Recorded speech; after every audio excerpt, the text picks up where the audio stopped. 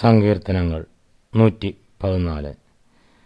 Israel മിസ്രയീമിൽ നിന്നും യാക്കോബിൻ ഗൃഹം അന്യഭാഷയുള്ള ജാതിയുടെ ഇടയിൽ നിന്നും പുറപ്പെട്ടപ്പോൾ യഹൂദ അവന്റെ വിശുദ്ധ മന്ദിരവും ഇസ്രായേൽ അവന്റെ ആധിപത്യവുമായി തീർന്നു.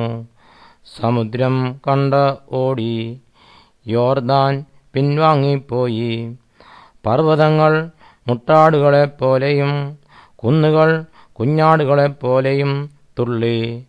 സമുദ്രമേ, നീ ഓടുന്നത് എന്ത്? യോർദാനെ, നീ പിൻവാങ്ങുന്നതും എന്ത്? പർവ്വതങ്ങളെ, നിങ്ങൾ മുട്ടാടുകളെപ്പോലെയും കുന്നുകളെ, നിങ്ങൾ കുഞ്ഞാടുകളെപ്പോലെയും തുള്ളുന്നത് എന്ത്? ഭൂമിയെ, നീ കർത്താവിൻ്റെ സന്നിധിയിൽ, യാക്കോബിൻ ദൈവത്തിൻ്റെ സന്നിധിയിൽ വിറയ്ക്ക. അവൻ പാറയെ ജലത്തടാകവും തീക്കല്ലിനെ നീരുറവും ആക്കിയിരിക്കുന്നു.